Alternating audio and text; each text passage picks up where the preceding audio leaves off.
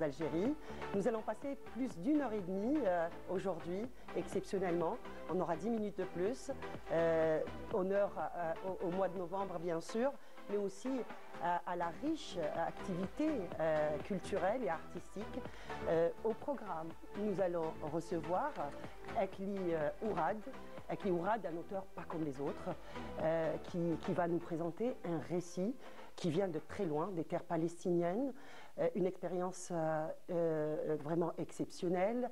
Le livre s'appelle « De Londres à Jérusalem, terreur promise ». Donc on va découvrir tout ça avec Akli Ourad dans un moment.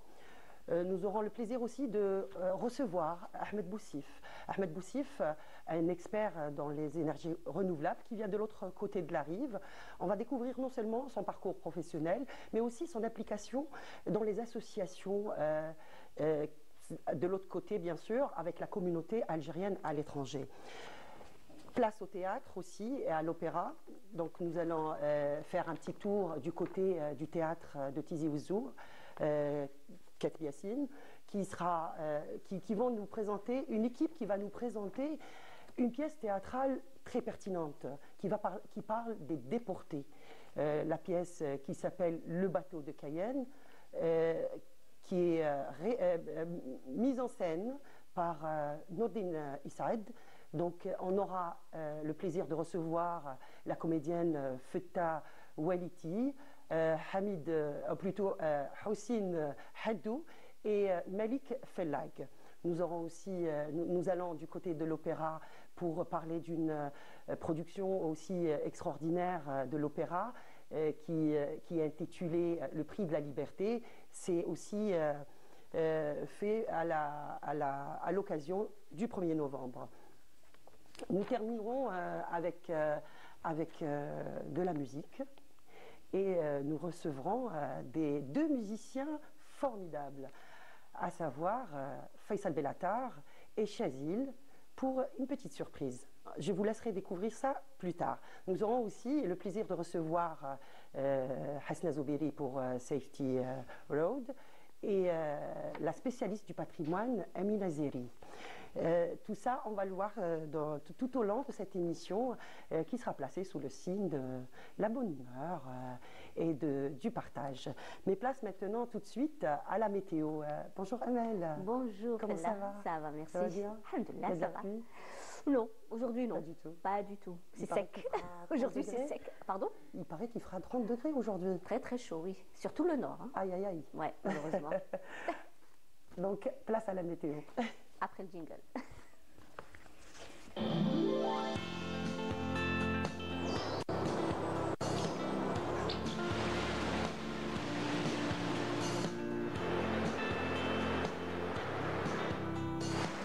موبيليس تقدم لكم الأحوال الجوية. موبيليس، معا نصنع المستقبل. Donc bonjour à tous et bon réveil. Et bien pour aujourd'hui, il va faire très très chaud sur pratiquement l'ensemble des régions nord. Mais avant, on aura de la brume matinale, cette fois-ci vers l'ouest, également l'intérieur centre. Puis le ciel restera dégagé tout au long de la journée vers l'ouest et le centre. Par contre à l'est, eh bien on aura quelques passages nuageux mais en matinée. Puis le ciel deviendra peu nuageux tout au long de la journée également. La moitié sud, on aura aussi des passages nuageux, une alternance d'éclaircies de passages nuageux sur le Gare de Tassili et peu nuageux sur les Oasis, mais souvent voilé sur le sud-ouest, la Saoura, le Nord-Sahara également, le Sahara central. Ailleurs, rien à signaler, le temps restera dégagé à partiellement voilé. Et à noter, décelement de sable vers l'extrême sud, le Egher Tassili, le Sahara oriental et les oasis. Les températures, eh bien, comme je vous l'ai dit tout à l'heure, il va faire très très chaud aujourd'hui au nord, le maximum 30 degrés à Alger, 29 Tizi Ouzou, 27 à Annabat, Tlemcen, Guelma, 26 degrés à Batna, 25 Constantine, Sétif également Oran, 24 Olizan, Chlef et Mascara, 21 Al-Beyod, Djelfa. Au sud, eh bien, on relèvera 25 degrés à Béchar, 26 Gardaya, 29 à Biskra, 30 degrés Tindouf, Tamanrasset et Janet, 32 à Elizi, 36 Insalah et le maximum cette fois-ci Adrar, Borj Bedi Mourtar avec 37 degrés. La mer aujourd'hui, eh bien, elle sera belle à peu agitée sur pratiquement toutes les côtes. Des vents faibles, 10 à 20 km/h d'ouest en est et les vents seront variables. Et on termine ce bulletin avec l'éphéméride. Pour aujourd'hui, eh bien, le soleil se couchera vers 17h48. Et pour davantage d'informations, vous pouvez consulter les sites de Météo Algérie. Eh bien, je vous retrouve tout à l'heure, juste après le Bonjour d'Algérie, plus exactement après le JT.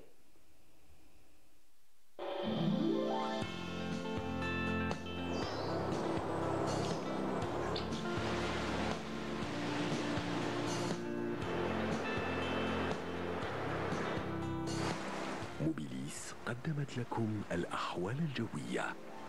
موبيليس، معا نصنع المستقبل. En effet, moi j'ai rangé mes affaires d'été. Ah bon? Ah oui, ce week-end, je me disais, ça va, c'est Mois de novembre, c'est bon, oui, on peut se permettre. Je peux y aller. Ouais. Je vais encore retirer tout. Non, non, non. Il va falloir retirer tout.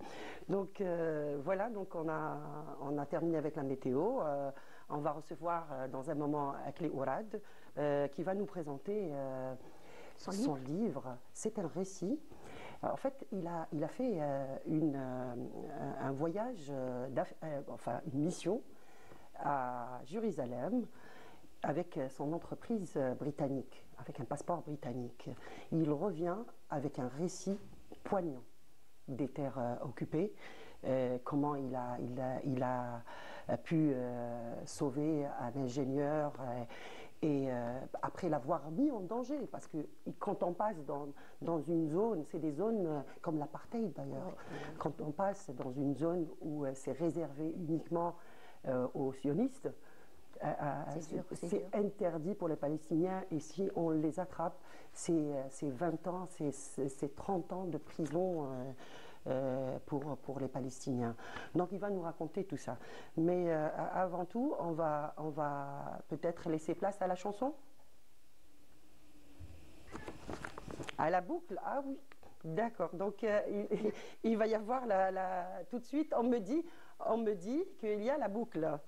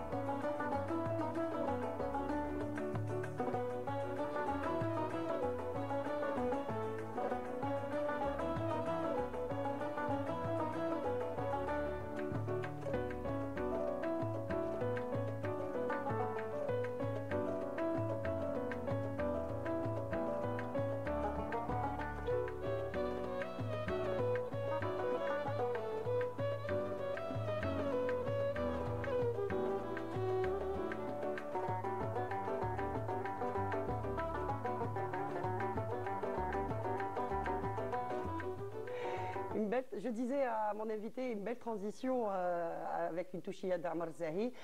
En fait, ce qu'on appelle la boucle, c'est la transition, tout simplement. Il fallait que je vous explique ce que c'est que la boucle. Bonjour, monsieur Akli Ourad. Bonjour, Fela. Ravi de vous recevoir. Merci pour l'invitation. C'est un réel plaisir et un honneur de vous recevoir. Vous faites votre première télé, je crois. Ou vous êtes déjà passé à plusieurs fois. Il y a quelques années, oui. Ouais, donc vous allez être plus à l'aise. Merci. Donc voilà, je parlais de votre récit de Londres à Jérusalem. Le titre nous parle énormément. encore plus en cette période difficile dans les territoires occupés. Donc de Londres à Jérusalem, terreur promise. C'est un récit qui a été écrit après cette guerre féroce qui a été déclenchée sur Gaza. Mais le voyage a été fait en 1999. C'est ça. Racontez-nous un petit peu l'histoire de ce récit. D'abord, j'aimerais préciser aux téléspectateurs que vous n'êtes pas écrivain à la base. C'est pour ça que je vous ai dit, j'ai dit au départ que vous étiez un auteur pas comme les autres. Vous êtes un ingénieur spécialiste dans les travaux publics. Voilà, je suis un ingénieur. J'ai fait des travaux publics, mais je suis aujourd'hui un consultant international dans la gestion des réseaux routiers. Je travaille à travers le monde. J'ai travaillé dans pas moins d'une cinquantaine de pays, dont la Palestine, que je considère comme un pays, bien sûr. Absolument, absolument, pour le moins. Mais, alors, oui. Pour revenir à l'histoire du livre, en fait, j'ai fait ce voyage-là en 1999, lors des accords d'Oslo. Et je suis parti en Cisjordanie, donc en Palestine occupée, colonisée, dans le cadre de ces accords-là, pour aider l'autorité palestinienne dans la gestion de son réseau routier, je dirais des bouts de route qui ont été concédés par Israël à l'autorité palestinienne. À mon retour, j'ai écrit un article de presse dans Liberté, c'était en juillet 99, et puis je me suis dit c'est fini, cet épisode de ma vie, je ne pensais pas y revenir du tout, jusqu'à l'éclatement de cette agression. Donc vous êtes revenu vers ce voyage et tous les détails de votre voyage. Voilà, j'ai une mémoire d'éléphant apparemment. Donc je suppose que vous avez noté ça quelque part aussi. Oui, il y a des notes, oui. Tous les détails. Il y a des notes, mais je voulais raconter, donc je suis en colère quand ce qui se passe à Gaza, cette agression caractérisée, cette deuxième Nakba qui est en train de se dérouler devant nos yeux. Ouais. Et j'ai voulu raconter mon voyage au cœur. C'est le voyage de votre rêve. C'était un voyage de mon rêve. Vous le racontez dans le récit. Vous dites que j'attendais ça depuis longtemps, d'avoir l'occasion de fouler le sol de la Palestine et de Quds surtout. Bien entendu, hein, nous avons été nourris par ce conflit. Nous sommes les enfants de l'indépendance, hein, et l'Algérie a toujours soutenu cette cause. Palestinienne, cause humaine. Et moi, j'ai fait du théâtre. Ça, c'est un autre aspect de moi. Vous êtes né 7 mois avant la proclamation de l'indépendance. C'est ça, oui. Oui. En janvier, vous êtes né en janvier. Donc oui. 6 mois. Disons 6 mois, oui. Donc j'ai fait... en 62 à Tizi Ouzou. Voilà, j'ai fait du théâtre et j'ai appartenu à la troupe d'Ebza de Kateb Yassine. Et on a rendu un hommage à la Palestine dans une chanson pour soutenir la lutte du peuple palestinien à l'époque déjà. Donc j'étais nourri un peu de... Cela prouve encore une fois que le génocide a commencé bien avant 1999 et dès la première Nakba d'ailleurs, dès l'occupation des sionistes, les terres palestiniennes. Oui, il faut dire que quand même en 1948, il y a eu beaucoup de morts palestiniens quand Israël a été créé sur 55% de la Palestine historique. Ils ont exclu 700 000... C'est ce qu'on appelle Nakba. La Nakba, qui veut dire la catastrophe en arabe classique. Ils ont chassé de leurs terres 700 000 Palestiniens, ce qui représentait à l'époque 60% de la population.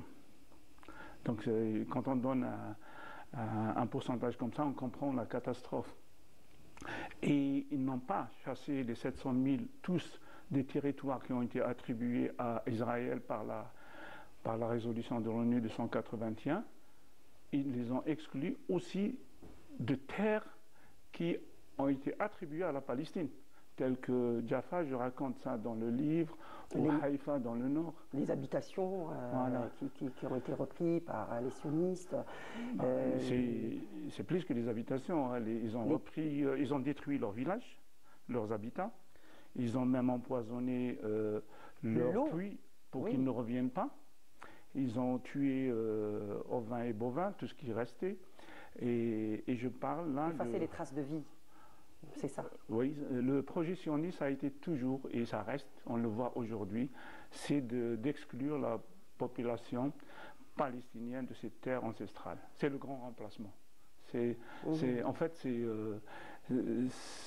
c'est l'essence de tout colonialisme de peuplement. Et celui-là est très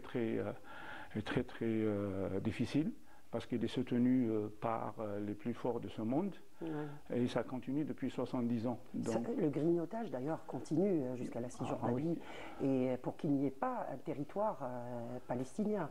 Exactement. Le but, c'est d'effacer complètement la trace d'un territoire palestinien. Je raconte, hein, quand j'ai fait ce voyage-là, il y avait 300 000 colons en Cisjordanie. Aujourd'hui, il y en a 700 000. Donc c'est le même chiffre que ceux qu'ils ont chassés de leur territoire en 1948. Au fait, ils grignotent tout. Hein. Ils effacent tout. Ils ont une politique d'effacement de l'identité palestinienne. Ils ne veulent pas que le monde se rappelle que cette terre est palestinienne. D'ailleurs, vous racontez votre passage au checkpoint et vous parlez de l'apartheid. Vous comparez ce qui se passe actuellement, en tout cas à l'époque, en 1999, hein, c'est pire maintenant. Vous le comparez à l'apartheid en Afrique du Sud, et vous le comparez aussi au colonialisme qu'a connu l'Algérie. Bien sûr, c'était mes deux référents dans le livre. Vous le rappelez à chaque fois, dans chaque paragraphe, vous le rappelez. C'est pour que pour mettre le lecteur dans les contextes politiques que nous connaissons. L'apartheid L'apartheid était un régime, un système horrible qui a instauré la domination d'un groupe humain sur un autre groupe. Je connais l'Afrique du Sud, hein, j'ai travaillé beaucoup en Afrique du Sud.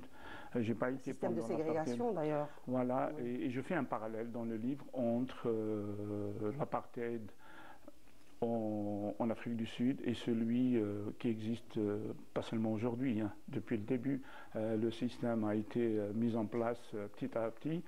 Il y a même aujourd'hui une loi qui date de 2018. C'est la loi de l'État-nation juive. On déclare que Israël est un État pour les Juifs. Cela veut dire que les autres citoyens... C'est des sous-citoyens, c'est la classification des sionistes. On a créé une caste. D'ailleurs, je fais un parallèle dans le livre entre les systèmes des castes qui ont été créés en Afrique du Sud, avec les premiers, les Blancs. Deuxième, c'était les métis. Après, c'est les hindous qui ont été ramenés par le colonialisme britannique, pour enfin arriver aux Noirs qui étaient traités comme une race complètement inférieure et qui étaient parqués dans des bons tout temps. Ça continue aujourd'hui. Alors en Israël, c'est exactement pareil. Vous avez les Juifs, vous avez les chrétiens, vous avez les Arabes de 48, ceux qui sont restés en Israël. Il y a même les Druzes. On peut, parce que les Druzes sont classés comme Arabes. Donc, ils sont d'une confession différente et tout, mais donc, dans cette catégorie-là. Et puis, vous avez les Palestiniens des territoires, moi je préfère appeler ça territoire colonisé plutôt qu'occupé, parce que le mot occupé est un peu gentil. Et vous dites la terreur promise, donc c'est une terreur pour le jeu de mots, voilà. terreur promise plutôt, c'est une terreur pour les promise. Palestiniens. Vous avez découvert Al-Quds, et ça c'était un moment émouvant. C'est émouvant. Et quand on lit le livre, on ressent cette émotion qui est palpable. Racontez-nous un petit peu cette... Vous n'êtes pas la première... le sentiment que vous avez Très bien. Vous n'êtes pas vécu. Vous n'êtes pas la première à poser cette question, vous avez raison. Hein, c'est le rêve de chacun. C'est le rêve de chacun, de l'humanité, hein, de visiter Al-Quds, qui est vraiment un centre civilisationnel et culturel du monde entier. Hein. C'est les trois grandes religions monothéistes sont nées là-bas, sauf l'islam qui est né à la Mecque, mais qui a un troisième... On voudrait même effacer cette trace de l'islam complètement. de Quds. D'ailleurs, depuis l'occupation de 67 de Jérusalem, il faut rappeler qu'en 48, dans le partage de 48, Jérusalem, Al-Quds, n'a pas été attribué à l'État juif.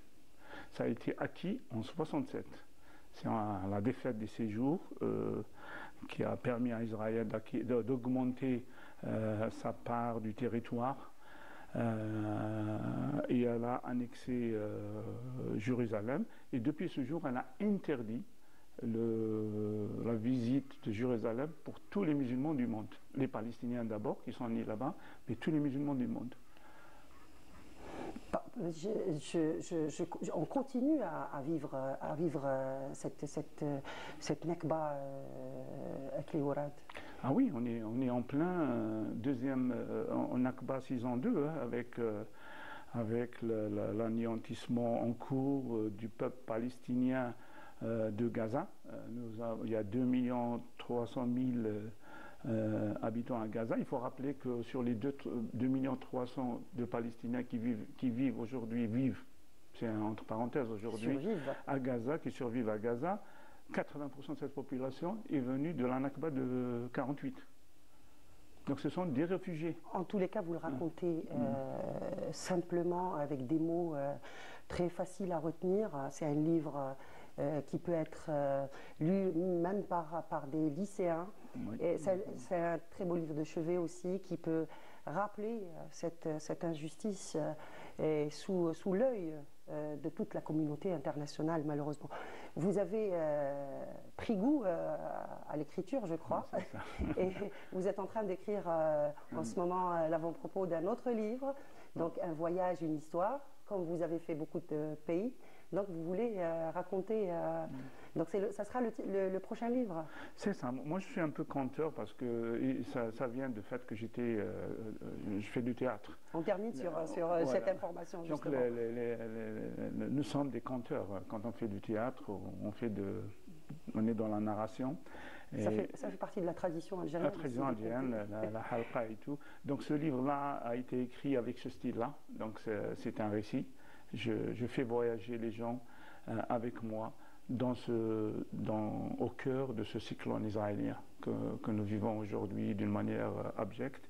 Le livre, le deuxième livre que je suis en train d'écrire, qu'un ami m'a suggéré un titre d'un Algérien de par le monde. Comme je l'ai dit, j'ai fait une cinquantaine de pays. J'ai vécu beaucoup de... Dans chaque pays, il y a beaucoup de situations. Il y a une histoire. Voilà. Je fais une sélection de certaines histoires et je vais raconter ça pour faire vivre... on a hâte, en tout cas. On a hâte, avec les Ourad. Je rappelle votre livre « De Londres à Jérusalem, terreur promise », à lire absolument. Un très beau livre qui Je peux rajouter juste une petite...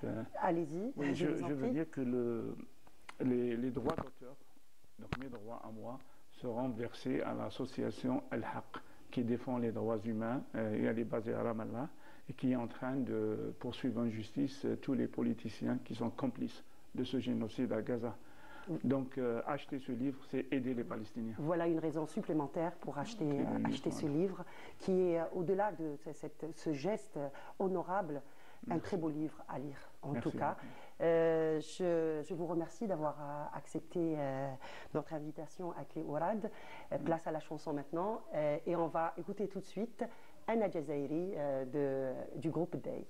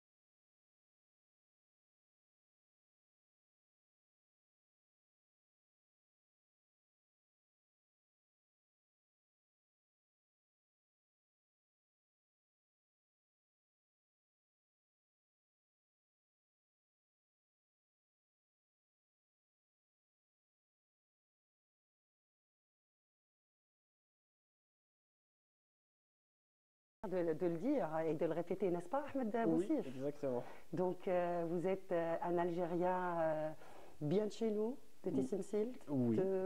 aussi entre Tissemsilt et...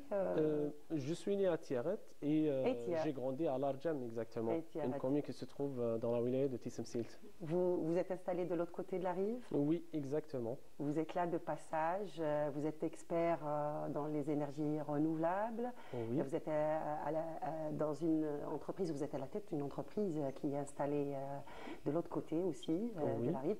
Mais aussi, vous êtes impliqué dans le mouvement associatif. Et ici, en Algérie, vous avez participé au lancement d'une caravane, un jeune, une idée, qui est initiée par Yanis ou Anis Ben Taïeb, oui. entre autres. Et donc, racontez-nous un petit peu votre parcours d'abord, et puis votre présence en Algérie. Régulièrement d'ailleurs, vous êtes ici. Oui, je viens souvent 2-3 fois par an, donc j'ai jamais rompu le lien avec l'Algérie. Donc, comme je vous ai dit, à la base, je viens de l'Arjam, de la wilaya de Tissemsilt. C'est là où j'ai grandi, où j'ai fait toutes mes études primaires, moyennes et secondaires, et ensuite les études universitaires à Boumerdès. Après, en 2017, j'ai quitté l'Algérie pour faire d'autres études supérieures dans le domaine des énergies renouvelables et le développement durable. Et concernant la caravane Un jeune, une idée, bon, c'est une caravane qui a démarré, je rappelle, le 28 octobre dernier, à l'occasion aussi. Exactement, donc elle existait déjà. C'est une caravane adoptée par plusieurs ministères et qui a fait le tour, je pense, de 24 wilayas l'année dernière. Et ensuite, Anis Ben Taïeb a essayé qu'on salue d'ailleurs, Anis Ben Taïeb. Exactement, donc de sortir cette caravane sur la scène internationale pour entrer en contact avec la communauté algérienne établie à l'étranger. C'est quoi l'idée exactement? En fait, l'idée, c'est là où j'ai intégré la caravane.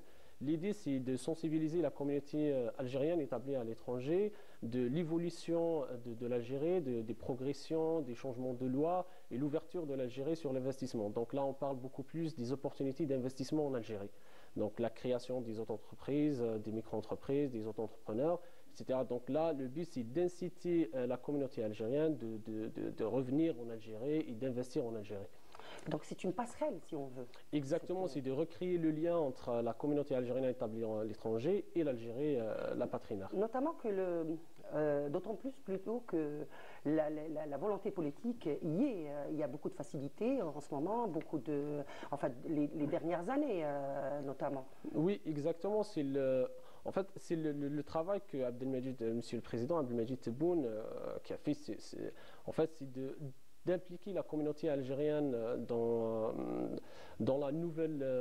l'Algérie nouvelle et c'est d'ouvrir les opportunités à la communauté algérienne de créer des entreprises ou des investissements en Algérie en facilitant le processus, de modifier les lois, de simplifier les démarches, etc.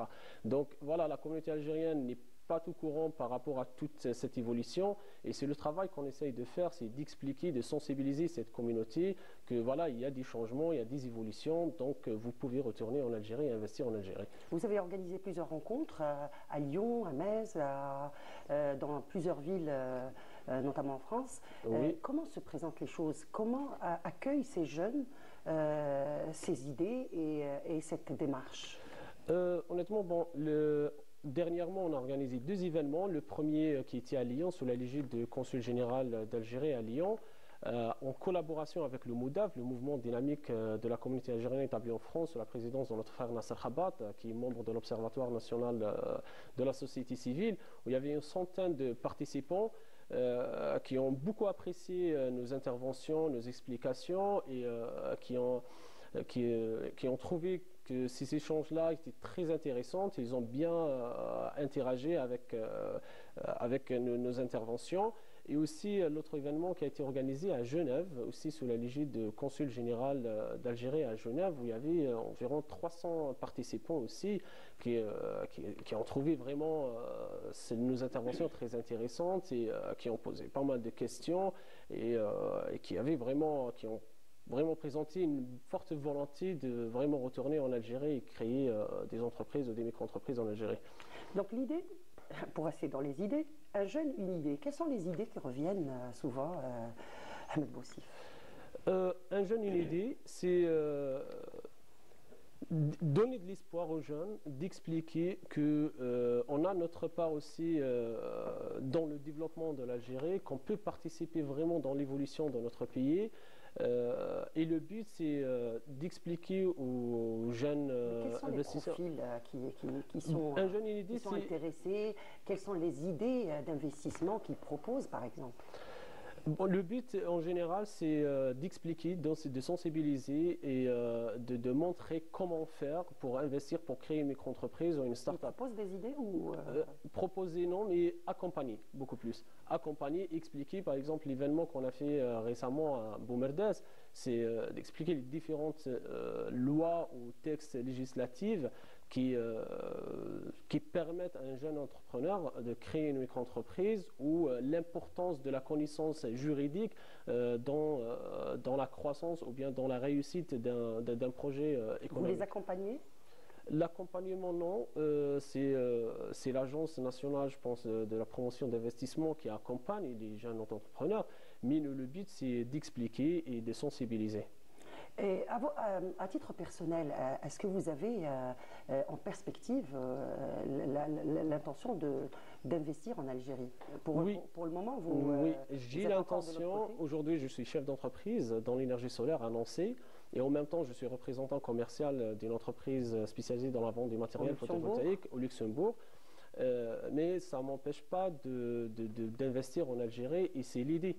Donc là, je suis en train d'analyser le marché, d'étudier les différentes opportunités d'investissement en Algérie dans le domaine de l'énergie solaire, qui est un domaine porteur dans l'économie algérienne. Donc voilà, j'ai l'intention d'investir en Algérie dans le domaine de l'énergie solaire. Comment vous voyez le climat économique en Algérie actuellement? Honnêtement, il y a des opportunités. Il y a des opportunités et le marché est pratiquement vierge, donc on peut investir dans n'importe quel domaine.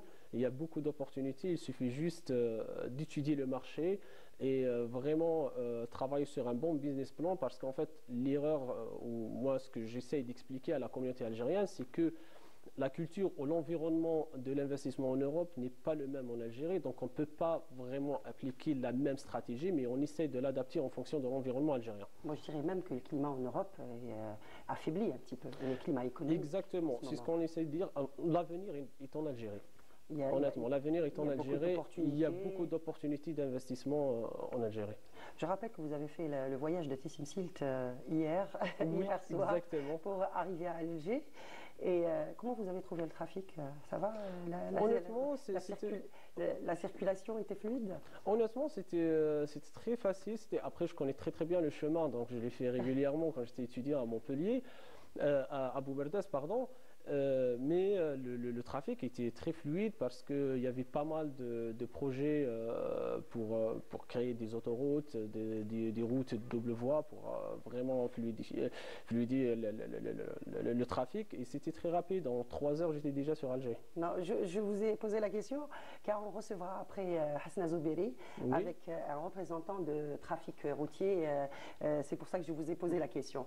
En tous les cas, merci beaucoup d'avoir accepté notre invitation. Merci à vous, exactement. Merci à vous aussi.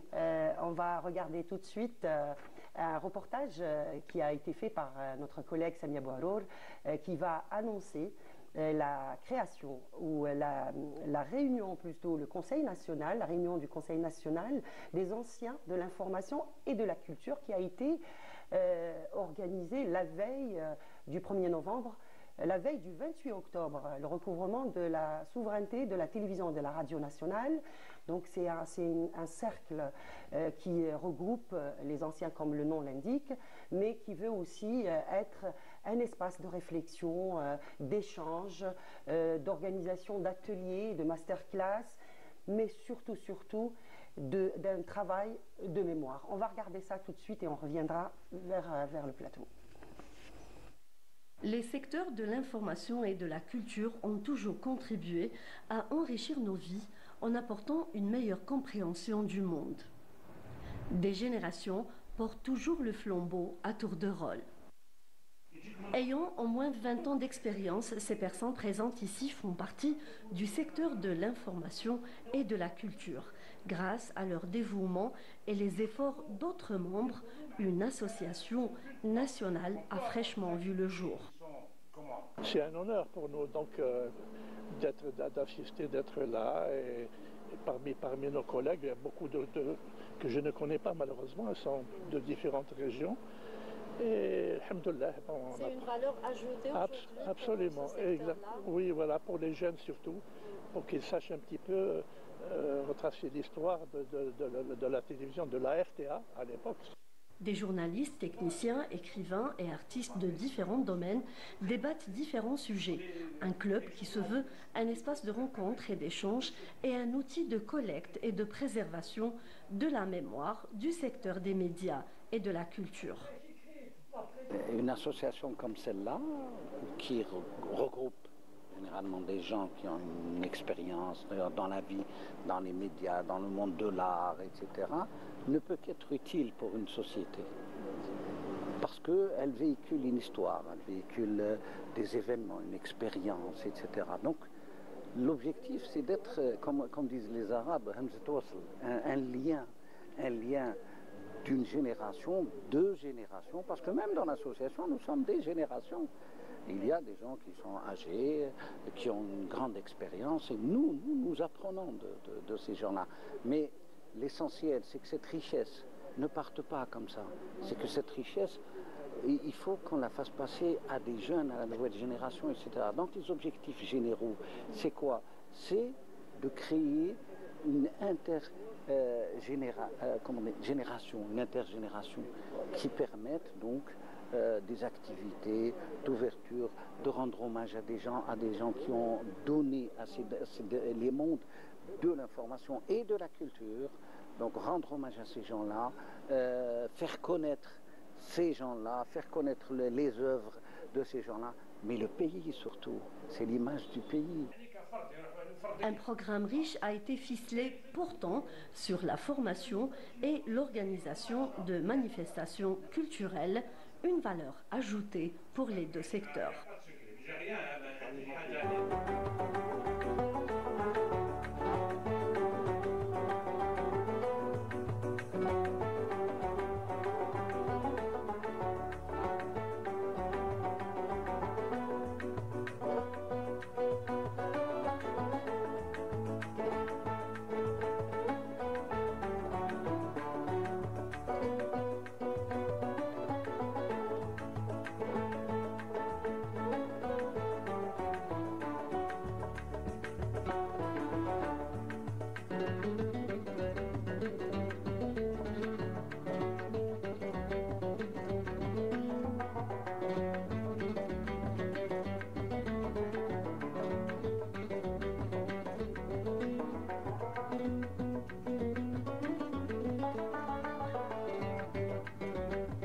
De retour sur le plateau, et c'est toute une équipe qui nous a rejoints. L'opéra d'un côté et le théâtre de Tizi Ouzou de l'autre. On va commencer par qui? Par l'opéra et cette production extraordinaire qui est en train de se préparer pour le 7 novembre, donc jeudi prochain. Bonjour Zoher Mazari. Bienvenue, merci d'avoir accepté notre invitation. Je présente aussi nos invités qui sont venus de Tizi Ouzou, qui sont le directeur artistique d'une pièce théâtrale qui a été présentée au théâtre Kateb Yassine il y a 2 jours. Donc Houssine Haddou. Marhaba, marhaba Iswan. C'est comme ça qu'on dit. Vous êtes accompagné de l'assistant du metteur en scène de la pièce Aghrabo. Il faut bien prononcer. Yazid m'avait dit, il faut bien prononcer Aghrabo. Aghrabo Nkayen. Donc Monsieur Malik Felag. Et je devais commencer par les femmes, excusez-moi. Feta Waliti, excusez-moi encore une fois. Donc Feta Waliti, qui est comédienne, qui a participé à cette pièce théâtrale qui raconte l'histoire des déportés algériens. Donc, merci pour l'invitation. C'est moi qui vous remercie. Donc pour revenir à l'opéra, Zoher Mazari, de quoi s'agit-il exactement? Alors il s'agit d'une comédie musicale donc, qui sera jouée en live. C'est une nouvelle création autant du côté texte que du côté musique aussi. Donc on a un texte qui est signé Haroun El-Kilani, donc avec une musique composée par le jeune compositeur algérien Younes Bahri. Donc, et tout ça donc, mis en scène par Rabi Agchi, donc, et qui sera sous la baguette du maestro Lotfi Saïdi, donc l'orchestre en fosse, l'orchestre symphonique, le chœur polyphonique d'Alger. Vous aurez aussi le ballet de l'Opéra d'Alger et bien sûr une pléiade de comédiens, donc, et pour ne citer que lui, Hassan Kchash, donc, qui se rend sur scène justement pour cette comédie musicale. On rappelle que vous êtes chef d'orchestre chef de chœur, donc je dirige le chœur de la Wilaya d'Alger, donc le chœur polyphonique d'Alger et aussi un chœur à l'Opéra d'Alger. Et justement, donc, tout ce beau monde sera là pour cette magnifique création. La création qui a été aussi lancée ou initiée dans le cadre du 70e anniversaire, anniversaire de la commémoration de tout à fait novembre. C'est quoi l'histoire exactement, Zoher Mazari? L'histoire, c'est que... Elle raconte quoi? C'est vrai qu'on a l'habitude de voir plusieurs des thématiques revenir justement quand on parle de 1er novembre. Donc, mais il y a une thématique qui n'est pas très récurrente justement, qui est celle de l'artiste pendant la Révolution justement. Et c'est ce sur quoi se focalise cette création. Donc, qui a comme titre le prix de la liberté. Le prix de la liberté, Thaman al-Hurriya, justement. Donc, et justement, c'est ce prix qu'ont payé les artistes notamment. Donc, c'est une production en 4 actes. Donc, 2 actes principaux. Donc, les 2 premiers. Le premier va être axé sur la création et la genèse de l'hymne national. Justement, donc cet artiste-là qui a écrit l'hymne national, donc cet artiste aussi qui a composé et offert cette musique à l'Algérie, donc l'initiateur de l'idée qui était Ben Ramdan, donc avec bien sûr ses acolytes, et tout ça justement pour découler vers la création donc, de l'hymne national. Puis le deuxième acte qui va parler de plusieurs artistes, dont Fadel Adziria, Ali Maachi, donc Kiyahyaten, donc plusieurs artistes qui ont justement donné tout leur amour, tout ce qu'ils possédaient donc, à la nation et à la cause algérienne justement. Et puis donc ce qui va découler après vers le peuple qui chante la révolution, parce que le peuple aussi était un artiste en soi, donc pendant cette révolution, chaque Algérien était vraiment un artiste. Comment ça se passe, l'ambiance qui règne? Vous êtes prêts pour jeudi? Oui, donc il reste encore des répétitions, donc on est toujours en répétition jusqu'à tard le soir. Près d'un mois de dur labeur. On rappelle, c'est le jeudi. C'est le jeudi 7 à 19h. C'est ouvert c'est ouvert au public justement. Donc il y a un moyen de réservation de place. Donc c'est gratuit, mais il faut réserver sa place. Donc c'est à 19h.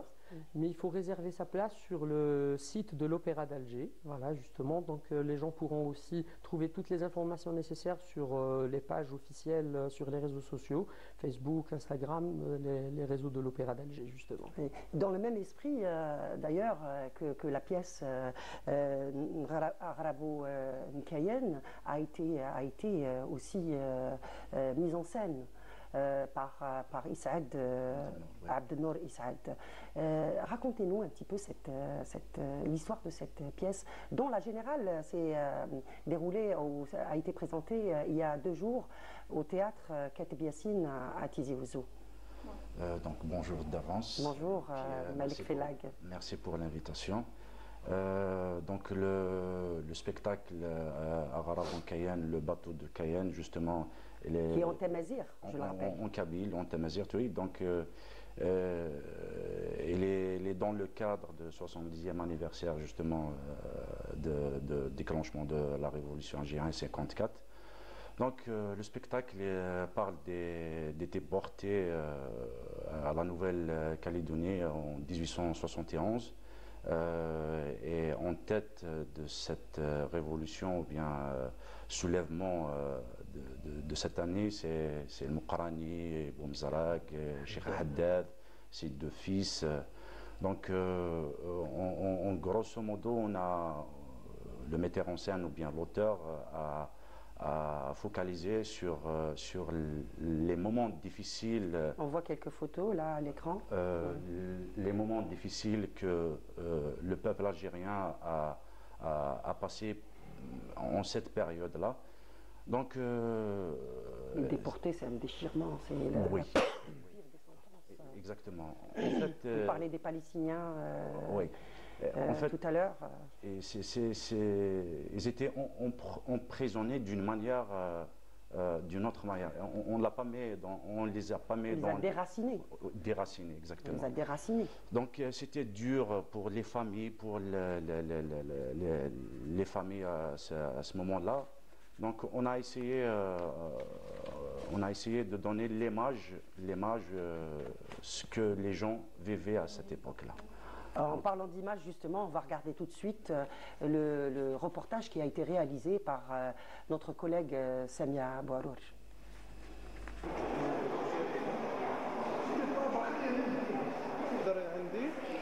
En commémoration du 70e anniversaire du déclenchement de la Révolution, le théâtre régional Kateb Yassine de Tizi Ouzou a levé le rideau sur Arraboun Kayen, réalisé par Yis'ad Abdelnour. La pièce narre les souffrances des déportés algériens en Nouvelle-Calédonie. Les déportés à la Nouvelle-Calédonie, c'est une station parmi plusieurs stations historiques, tragiques aussi, de notre grande histoire algérienne. Donc ça parle de l'insurrection de 1871. Donc juste après la révolution de Mokrani, Haddad, et puis les déportés à la Nouvelle-Calédonie. Donc c'est une étape dans l'histoire algérienne qui était très très importante, tout simplement parce que après cette révolution, petite révolution, une grande révolution est venue. L'histoire algérienne est émouvante, donc il est épique, il est tragique. Donc on doit toujours faire de notre mieux pour créer cette belle image de ce grand peuple.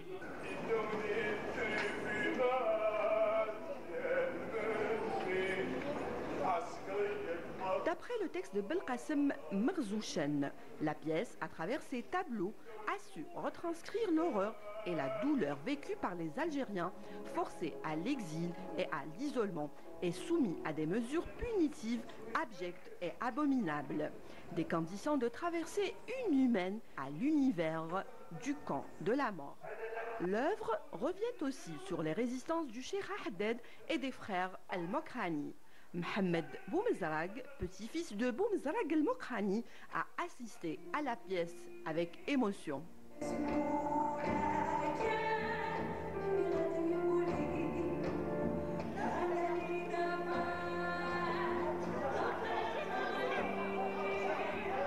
Ça, c'est une initiative extraordinaire parce que c'est un éclairage sur une toute petite partie infinie de l'histoire de l'Algérie. Mon grand-père en a été le héros extraordinaire et il est revenu honoré comme on ne pourrait jamais s'imaginer, mais il a été tout de même tué par la colonisation française. C'est merveilleux, j'avais l'impression en voyant le jeune comédien que c'était mon grand-père qui était là, c'était merveilleux. C'est très émouvant, c'est merveilleux. De toute façon, tout à l'heure, j'avais les larmes aux yeux en regardant. Puis, ce qui a été mis en exergue, les femmes Mokrani, c'est comme on les voit maintenant, comme on les a vues. Jusqu'à maintenant, c'est des femmes, c'est des battantes.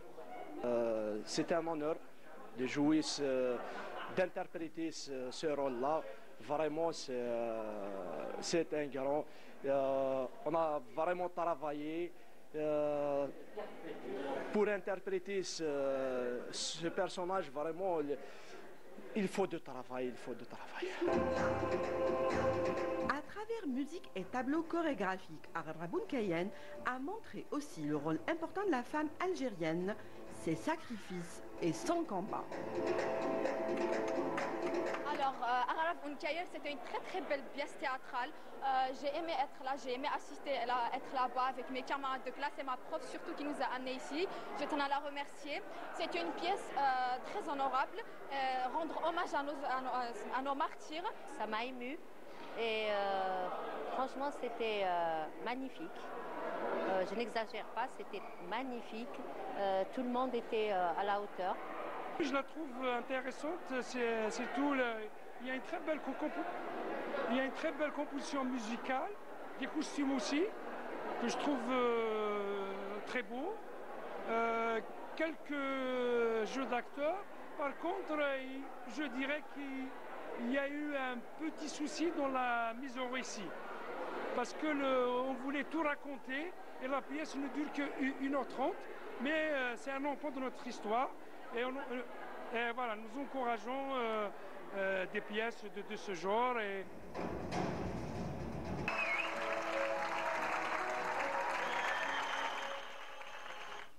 Voilà, c'était un reportage, je rectifie, signé Lamia Bedbouda et non Samia Bouarour.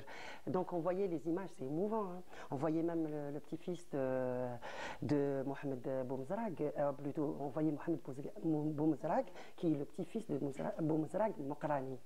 Et Boumezrag qui est aussi à l'origine de la création de l'équipe de football du FLN aussi, Boumezrag. Oh, oui. Voilà, donc il y a toute une histoire. Et puis l'hommage aux femmes, on ne le dira jamais assez, la femme était côte à côte auprès de l'homme pour l'épauler dans cette lutte contre le colonialisme. Justement, le metteur en scène, Issa Abdenor, il a insisté sur ça, parce que dans le texte, l'auteur a focalisé beaucoup plus sur les têtes Mokrani, Boumezrag, etc. Mais dans la réécriture scénique, il a été obligé de mettre en valeur la femme à l'époque. C'est une raison de plus pour laisser la parole à Fetta, qui est comédienne, qui a participé à cette œuvre. Quel était le rôle que vous avez... Le rôle que j'avais essayé d'interpréter était le rôle d'une maman qui sacrifie ses enfants et les envoie au maquis. Il n'est pas aussi facile d'interpréter une situation qu'on n'a pas du tout vécue. C'est un dur travail qui nécessite beaucoup de concentration et beaucoup d'inspiration. Je suppose aussi ce que racontent nos mères, nos grands-mères. Oui, oui. Elles nous aident aussi à bien être sûr. dans cette... La mémoire affective. Exactement. Voilà, tout à fait. On a eu donc à faire appel à ces situations-là qu'on nous racontait, mais choses qu'on n'a pas vécues et on n'a pas vues même.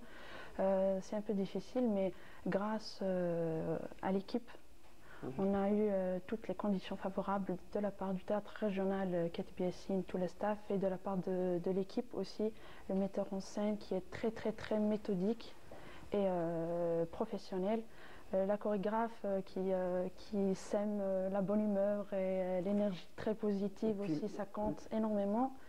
Et puis le travail artistique, oui, bien sûr. Parlez-nous un petit peu aussi de ce volet. Le travail artistique. Bon, le projet Je rappelle que vous êtes directeur artistique, technique et artistique de cette pièce. Donc le théâtre régional a initié ce projet par rapport à l'appel du ministère de la Culture dans le cadre du 70e anniversaire de déclenchement de la Révolution 1954. D'ailleurs, le texte a remporté le prix du président de la République. Justement, le choix du texte, on a pris le temps de choisir un texte qui a eu le premier prix du président de la République 2020, organisé par le HCA. Donc, en cette occasion, je remercie aussi M. Lachmi Assad qui nous accompagne et nous soutient d'une manière ou d'une autre. Donc, On a eu le choix, c'était un texte qui avait à peu près 46 personnages. 53 personnages. On a commencé avec 46, après la deuxième version c'était 53 ou 56, donc c'était un grand spectacle. On a demandé à l'auteur est-ce qu'on pouvait bien toucher au texte et un peu changer. Il y a eu le choix du metteur en scène aussi, qui a été judicieux par rapport à Issa Abdelnour. Issa Abdelnour parce que déjà il a initié deux éditions de premier degré du stage actoral, deuxième. Pourquoi pas, c'est un pédagogue, c'est un académicien qui fait à l'ISMAS de belles choses en formant des acteurs. Donc on s'est dit que c'est une occasion d'avoir un résultat de toutes ces formations. Donc il y a des jeunes comédiens. On a vu beaucoup de jeunes comédiens. Justement, on a ouvert un casting le 21 septembre. Il a choisi parmi eux, on a arrêté la liste de 25 personnages. Et puis avec toutes les réunions, on a décidé d'en faire 35 parce qu'il y avait des jeunes avec une bonne énergie. Donc on a refait un deuxième casting, le 23 et le 24. C'est pour choisir un peu les 35 parmi les 40. Donc le choix a été fait entre le metteur en scène, la chorégraphe Gemiri Khadija et le jeune compositeur, moi je le nomme le petit Yanni Smaïl Khaldi. Et aussi c'est quelqu'un qui a apporté un plus pour cette pièce. Et le choix du scénographe aussi, le docteur Hamza Jaballah, qui a eu déjà à peu près à son compte 50 scénographie. Et puis le conseiller artistique, Dr Zafan, qui est aussi directeur de la pédagogie au niveau de l'ISMAS. Et en venant avec l'assistant, notre assistant, un très bon comédien. Et puis un très bon comédien. On voulait mettre à chaque production un jeune très bon comédien.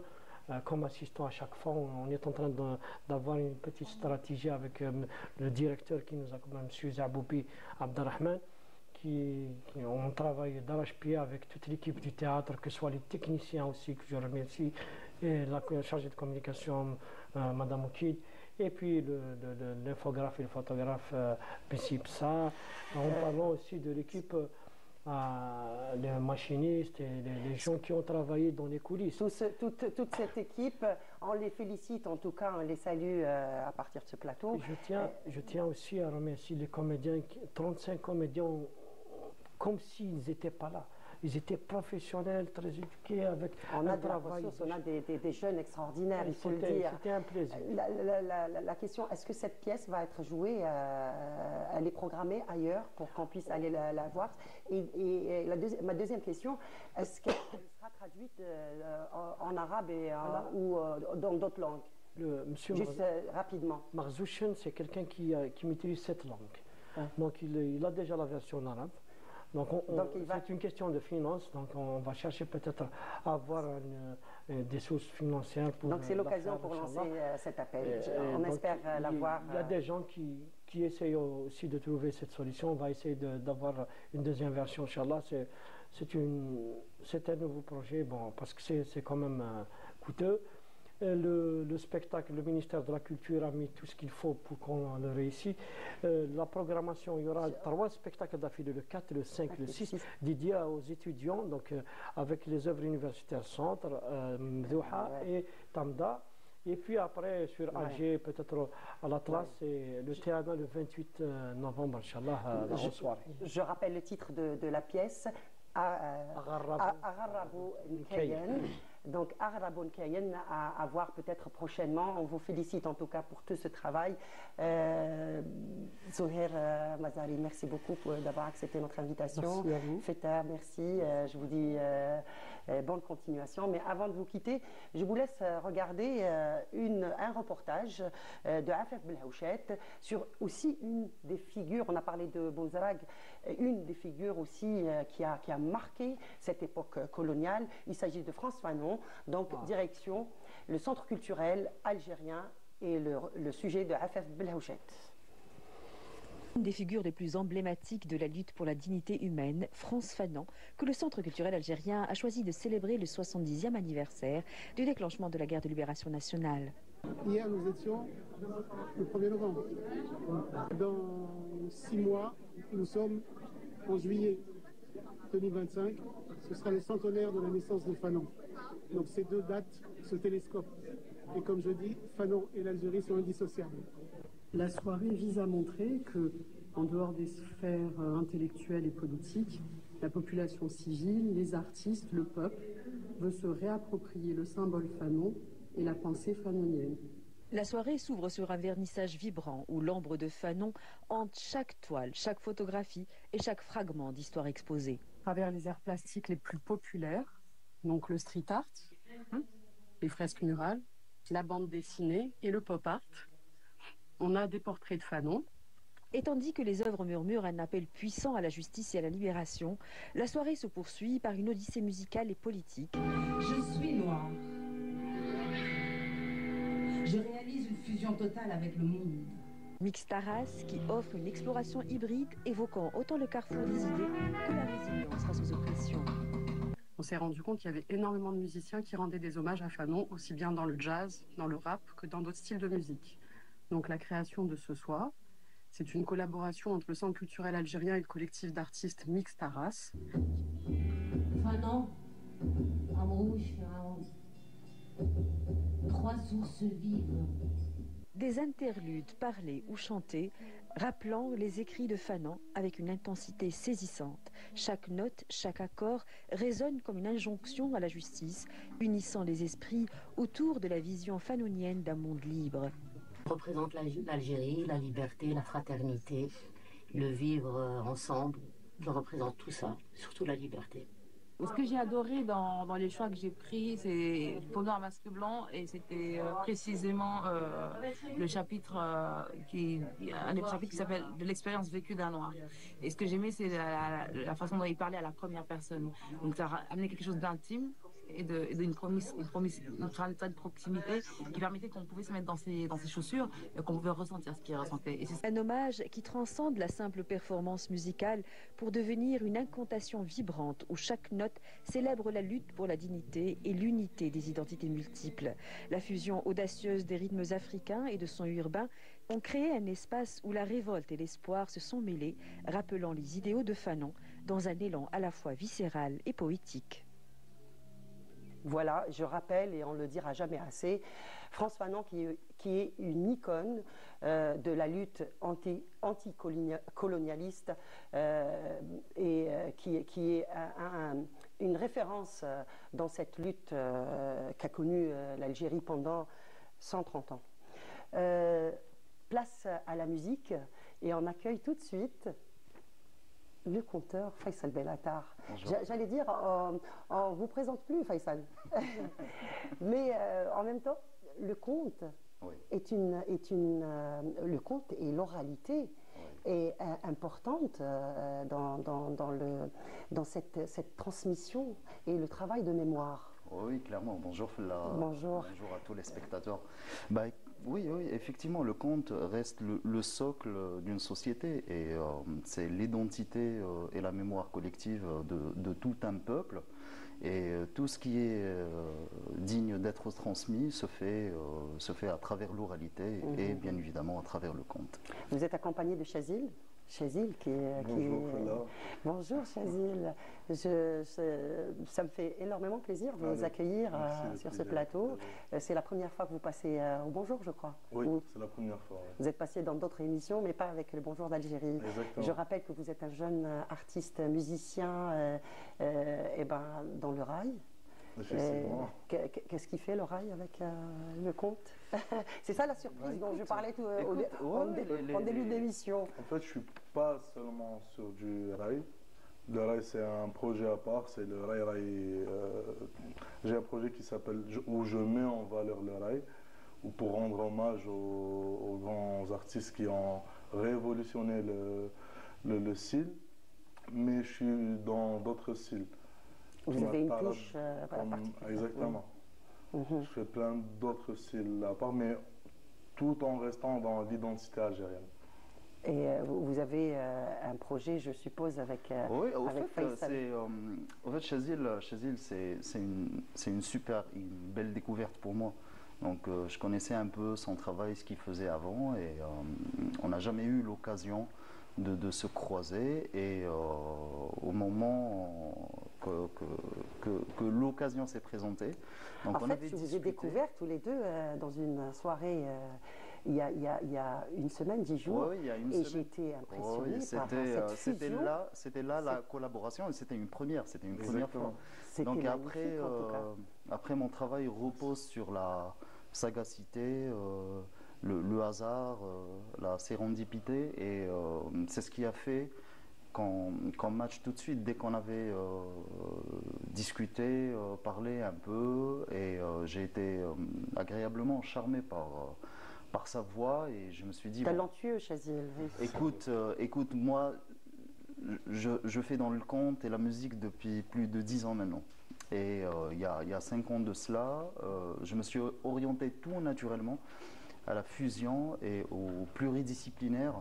Ça, c'est une autre phase de votre carrière professionnelle. Exactement, donc ça prend une autre tournure. L'oralité, le conte et la littérature orale restent la colonne vertébrale.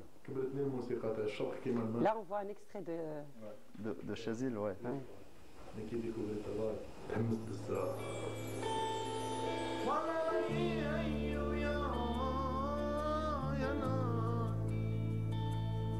وحشت بلادي وصحابي انا والكترة ميمتي ويا وحشت بلادي وصحابي انا والكترة ميمتي ويا. Je disais que c'était une voix exceptionnelle. Ouais. Et donc, on a regardé un extrait de Raïna Rai, c'est ça? Rai. Qui est un super beau projet. Merci. Donc, suite à ça, suite à la diffusion de cette session qui est extraordinaire, je me suis dit, bah, écoute, vous êtes tous les deux de Constantine, vous êtes tous les deux Constantinois. Ah oui, ok. Et je ne sais pas à quelle occasion on s'est rencontrés en vérité. En fait, on s'est vu plusieurs fois. Oui, mais il y a eu ça a matché tout de suite. Hein. C'était à l'occasion du Canex. Du Canex. Ouais, on s'est vu, et après je l'ai invité chez moi, on s'est posé, on a essayé des choses, et ça a tout de suite pris. Et c'est comme ça toutes mes collaborations. Donc je reviens à la fusion. Donc la littérature orale et le conte restent la colonne vertébrale de tout ce que je fais. D'ailleurs, la source de l'oralité, votre source de l'oralité, c'est votre grand-mère qui est une grande résistante. On parlait tout à l'heure des femmes résistantes. Et votre grand-mère, par l'exemple même de la femme qui c'est grâce à elle. D'ailleurs, son surnom, il ne changera jamais. La bouche du monde. La bouche du monde. Je me rappellerai toujours de ce surnom. Au fait, c'est pour célébrer sa mémoire que je fais dans l'oralité et dans le conte. C'est venu de cette manière. Après, c'est une grande dame qui a été déportée d'Algérie pour être incarcérée en Normandie, à Caen, de 56 jusqu'en 62, qui a fait du chemin, un retour vers l'ailleurs qui est cette Algérie qu'elle avait portée en elle, dans son cœur, dans sa mémoire, dans sa peau. D'ailleurs, vous racontez son histoire dans une production c'est un projet une à collaboration. Oui, c'est une collaboration avec deux personnes. C'est un projet. Pas que. Ça va être un projet de livre tout d'abord. Donc je vais écrire son récit de vie. Et puis on va décliner certainement vers l'oralité. Mais pour le projet suisse, avec le Suisse, avec Éloi Calamé, là on travaille sur quelque chose qui est de l'ordre du spirituel. Au fait, le projet s'appelle Basira. Basira, je le dis clairement, que c'est une expérimentation effrénée et une recherche d'un lieu sûr et d'un interstice, d'un temps, d'un espace, là où on peut parler de tout ce qui nous nourrit, tout ce qui nous anime. C'est très beau ça. Mais on aimerait vous écouter tous les deux dans un extrait, s'il vous plaît. Bien sûr, mais avec plaisir.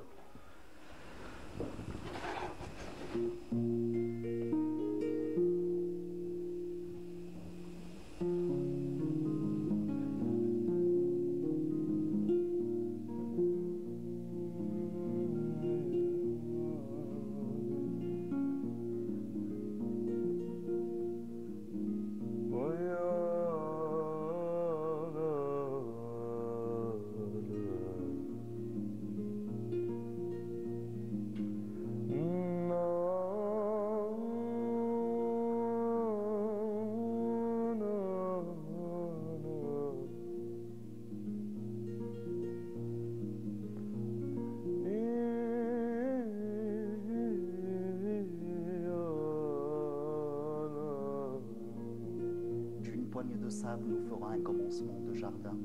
Comme de tous nos rêves, nous allons faire notre ciel. Si tu rêves, si tu rêves, si tu rêves, si tu rêves, si tu rêves, si tu rêves. Si tu rêves que tu perds une dent de devant, une molaire, ça veut dire que tu vas perdre un membre de ta famille ou un animal de ton troupeau. Si tu rêves, si tu rêves, si tu rêves, si tu rêves, si tu rêves, si tu rêves que tu tombes au fond d'un puits, le mauvais œil sur toi, tu te lèveras, tu te tairas et tu feras une vanne. Les anciens disent, une parole n'est pas parole parce qu'elle est prononcée, mais c'est une parole parce qu'elle est entendue. Les anciens disent aussi que la parole est comme une toile d'araignée. Pour l'homme habile, c'est un abri, mais pour le maladroit, c'est un piège.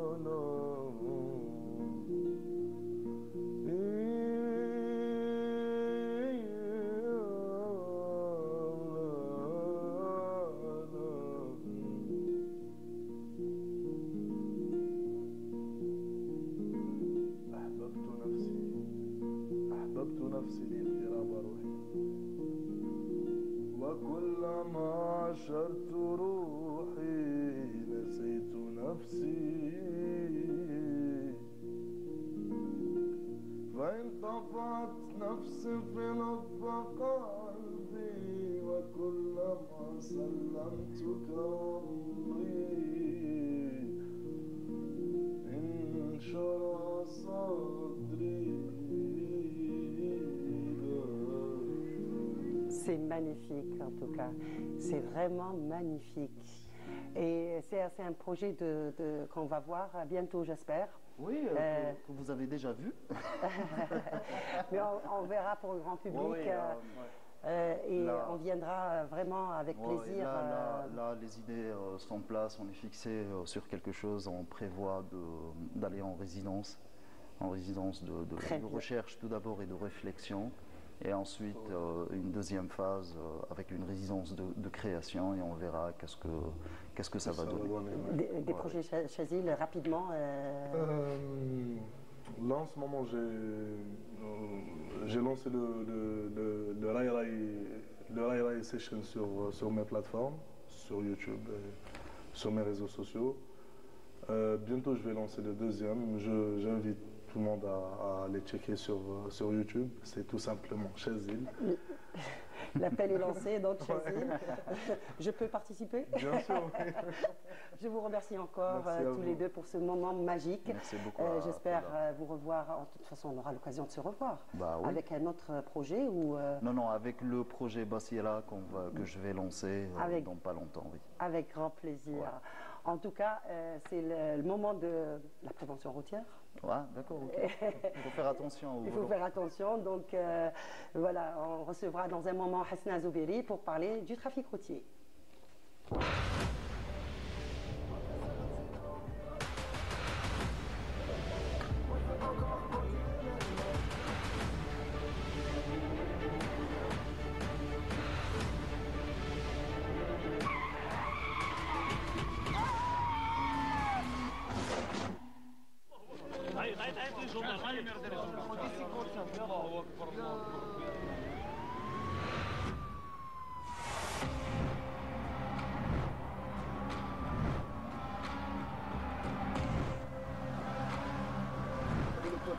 شوية كذا attention.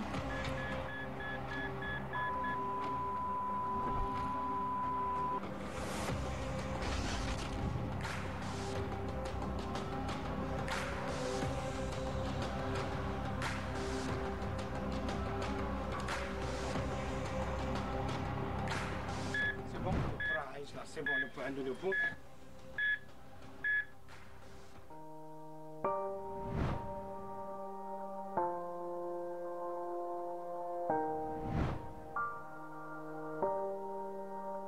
ورد بالك ندامة تجي مع الآخر.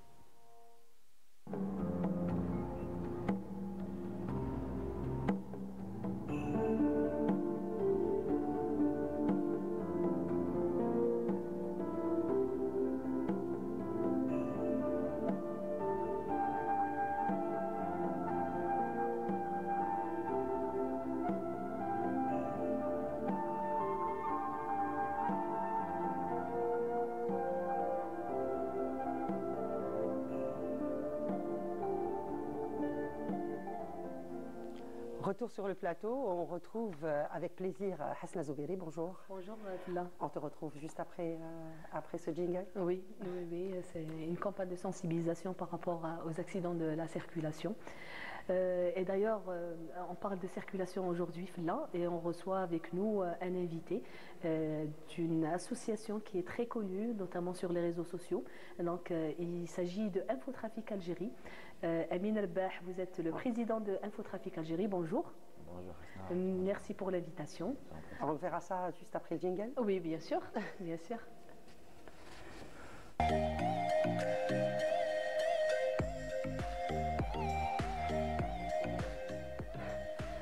À toi, Hasna. Voilà, donc Amin Elbah, je disais, vous êtes président de l'association Infotrafic Algérie.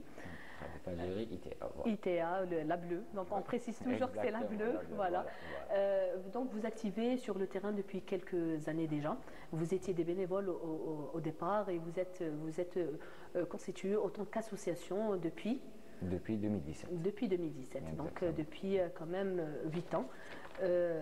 Amin Elbah, est-ce que vous pouvez nous présenter Infotrafic, même si beaucoup la connaissent brièvement? Bien sûr, bien sûr. Donc Infotrafic, le départ, c'était une page Facebook. Il y a les réseaux sociaux en 2015. À partir de 2016-2017, ça a commencé à prendre de l'ampleur, disons, au niveau des réseaux sociaux. Donc il y a beaucoup de monde qui nous suit. Bien sûr, ça concerne la route et tout le monde est impliqué, tout le monde est concerné. Du coup, en 2017, on a eu l'idée d'avoir une association. Bien sûr, vous étiez présent déjà en 2017. Et voilà, c'était le départ. Après ça, il y a eu l'application, il y a eu le travail sur terrain. Bien sûr, grâce à l'association, ça nous a permis d'accéder au terrain. On travaille avec les autorités, on fait des campagnes de sensibilisation. Alhamdoulilah, ça commence à grandir jour après jour. Donc aujourd'hui, qui ne connaît pas votre page Facebook, dès que ça bloque au niveau de l'autoroute ou certains chemins de communes, on fait appel à Infotrafic. Donc vous faites de l'information concernant de la sécurité et la circulation routière. Exactement, exactement. Disons que Infotrafic Algérie, maintenant c'est devenu une référence. C'est tout le monde qui s'oriente vers Infotrafic quand il y a des bouchons, quand il y a des accidents, quand il y a un truc à sensibiliser, donc c'est devenu une référence. Alors à travers ça, on a profité par la même occasion de passer le message de sensibilisation, vu qu'on a trouvé qu'on touche un bon nombre de personnes, un bon nombre de conducteurs algériens. Alors ça nous a permis d'accéder à un autre volet qui nous a permis de faire de la sensibilisation sur terrain avec les conducteurs dans des campagnes à plusieurs reprises.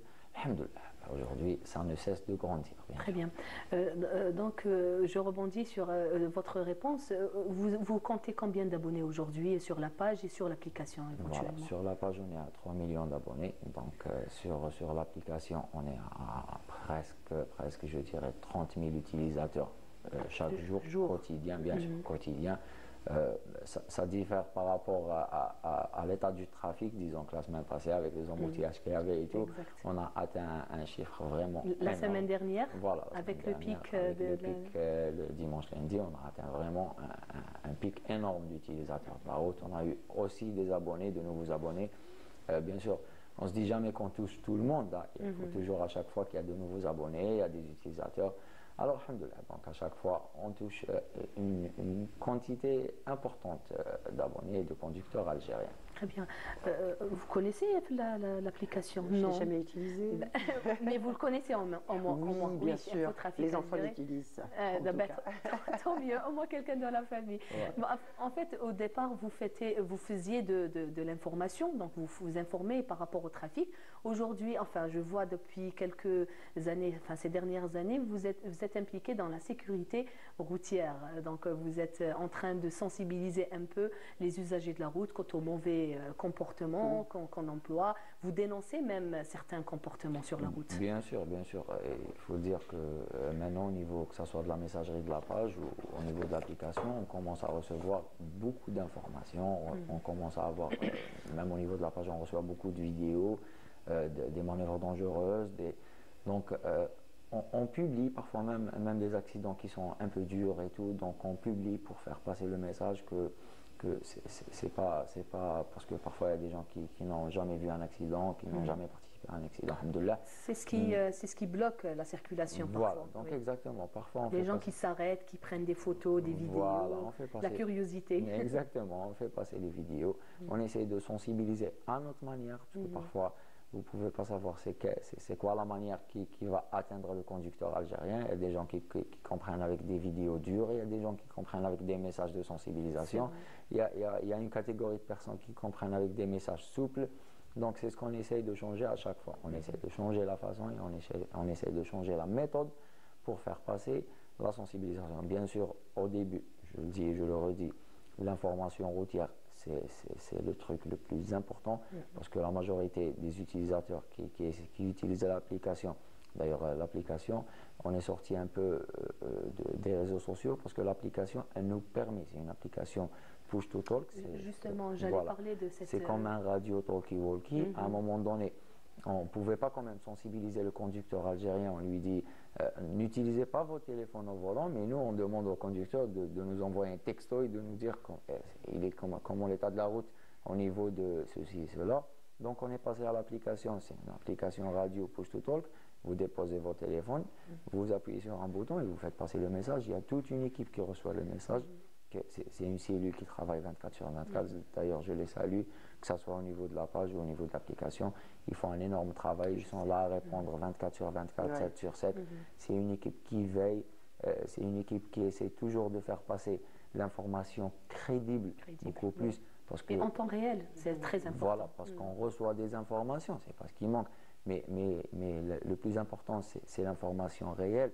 C'est l'information qui peut donner un plus. C'est l'information qui est vraiment un truc positif.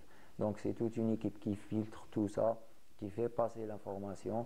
Voilà, alhamdoulilah. Donc, pour y aller, il faut juste mettre infotrafic voilà. Et puis ça, voilà. vous êtes renseigné sur le trafic en temps réel. Voilà, en tout cas, promis, je vais y aller. Inch'Allah.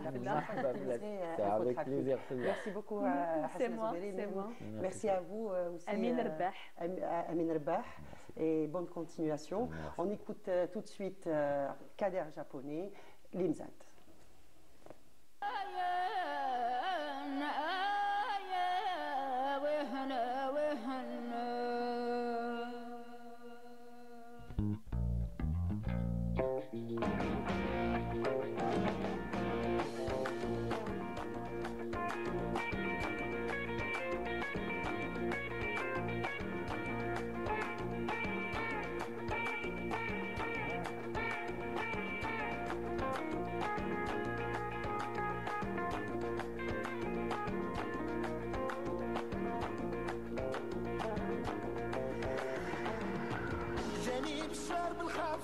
ويحكي لي ما صار وقال لي اسمع لي وهاك دي الخبار جاني بشار بالخافية ويحكي لي ما صار وقال لي اسمع لي وهاك دي الخبار يا مرحبا مرحبا في غدار نتلاقى يا مرحبا مرحبا وعلى الطاسي اللي غنى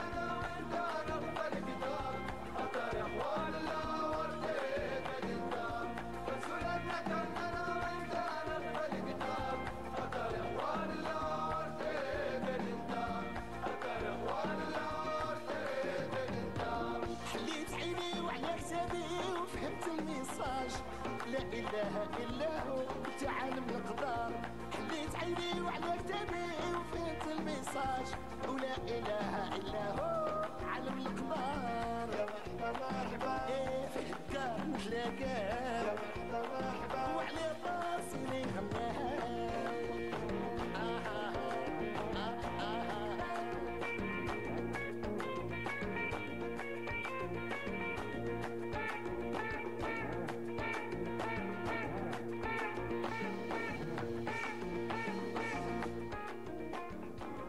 retour sur le plateau et avec nous la spécialiste du patrimoine.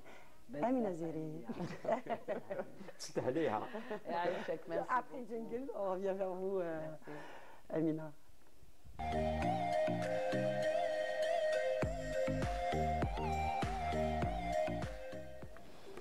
Oui, donc je disais, la spécialiste du patrimoine, moi c'est comme ça que j'apprends beaucoup. On fait notre possible c'est vrai qu'on mène un combat pour défendre et pour promouvoir notre riche patrimoine culturel. Et vous avez toujours des pépites. C'est notre devoir. C'est notre devoir. Donc je dis bonjour à nos amis téléspectateurs en Algérie et ailleurs. Je dis aussi bonjour à mon ami Fella, qui me fait toujours rappeler mes débuts à la radio. On a commencé ensemble à la radio. C'est un plaisir, Amina. Mitidja et moi à la chaîne 1. Donc, nous vivons toujours dans cette atmosphère, cette ambiance historique à l'occasion du déclenchement de notre glorieuse guerre de libération. Et justement, à cette occasion, j'ai l'honneur de recevoir Monsieur Chalabi Omar. Il est chercheur et écrivain et historien. Marhaba bik, Omar Chalabi. Bonjour, je vous remercie pour cette invitation. C'est un honneur pour nous.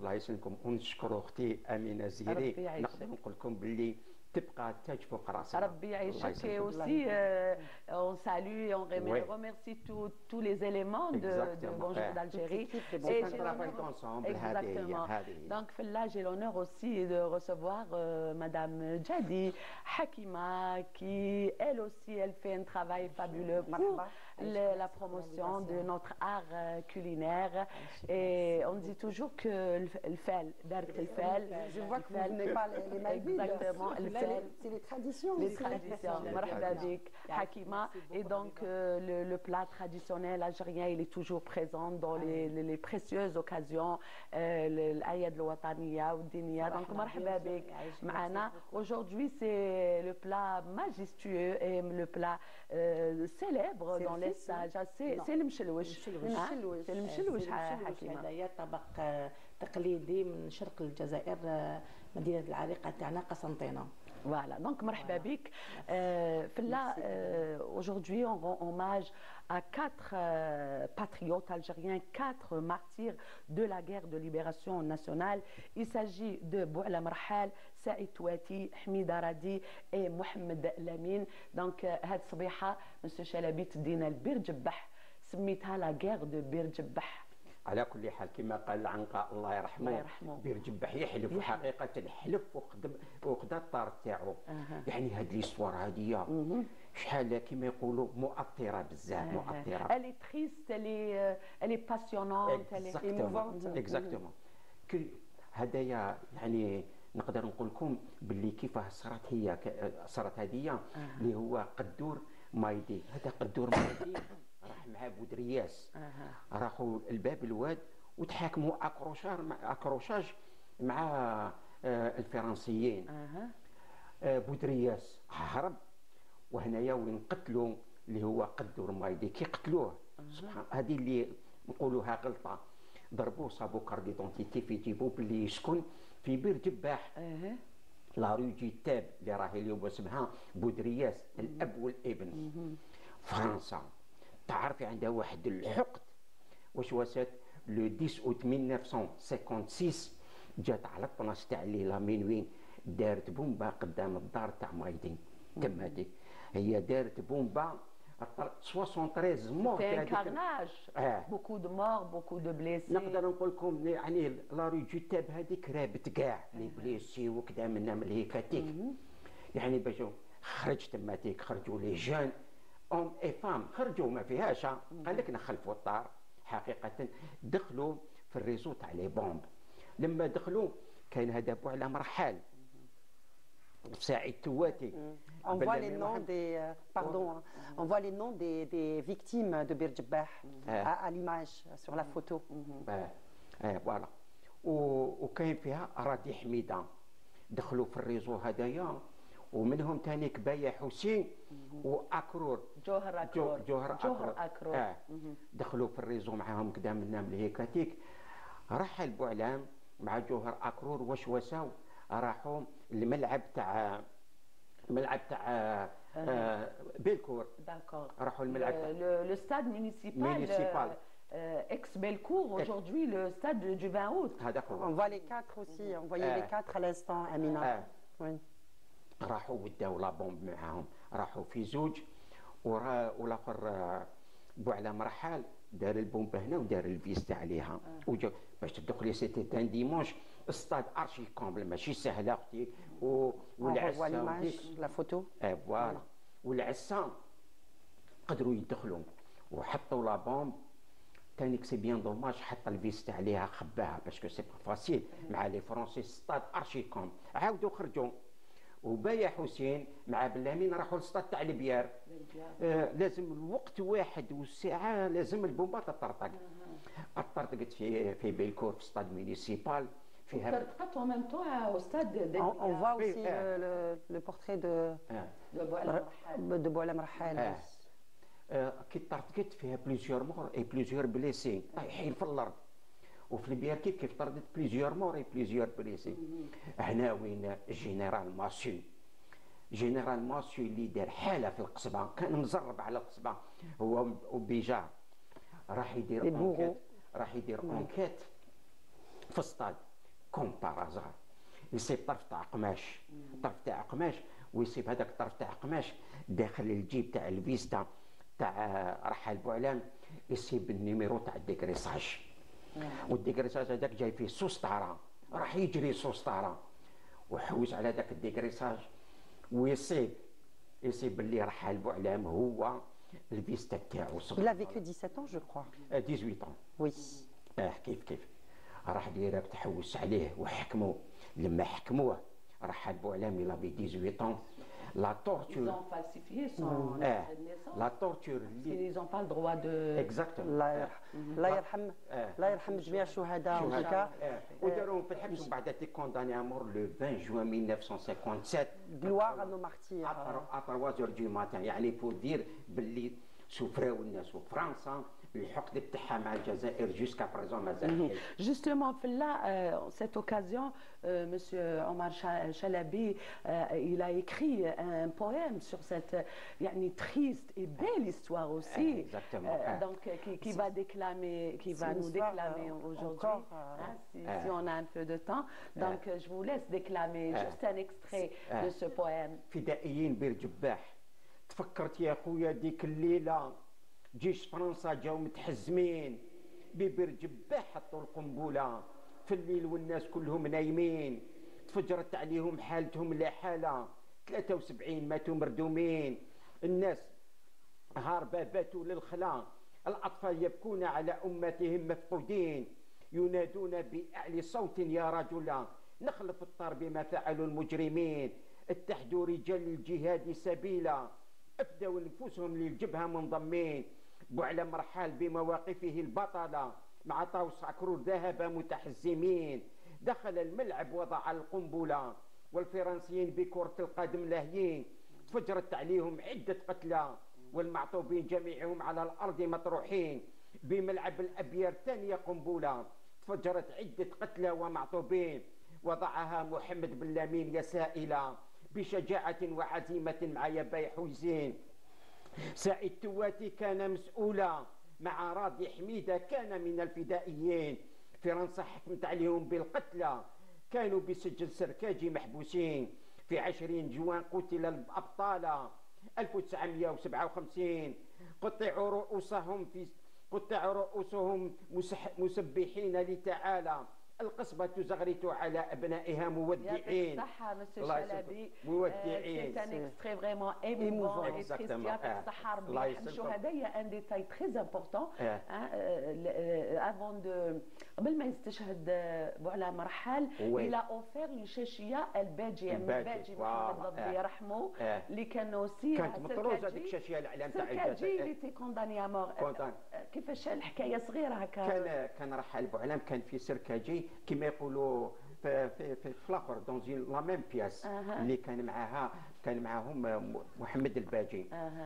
وكي شافوا هكذاك راج دو 18 كما يقولوا رحل شباب وهذيك كذا الباجي مسكين كي شاف هكذاك كونداني امور قطعوا له راسه واحد 3 تاع الصباح والناس عيطوا الله اكبر.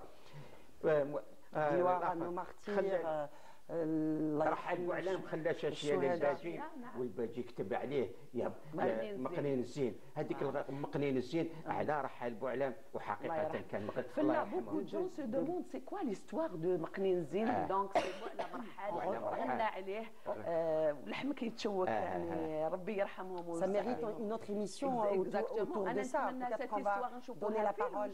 يا اختي راني موجدت كتاب en 1830 سميته الثوره المجيدة 1830 حتى 1962 ان شاء الله يعني يعطيك الصحة. دونك هذه الفال كاين وان شاء الله فال خير وان شاء الله دائما الفرحة في بلادنا ان شاء الله يا ربي. دونك المشلوش ان بلا تيبيكمون on voit المقنين à l'image مقنين الزين. دونك قلت لها المقنين دونك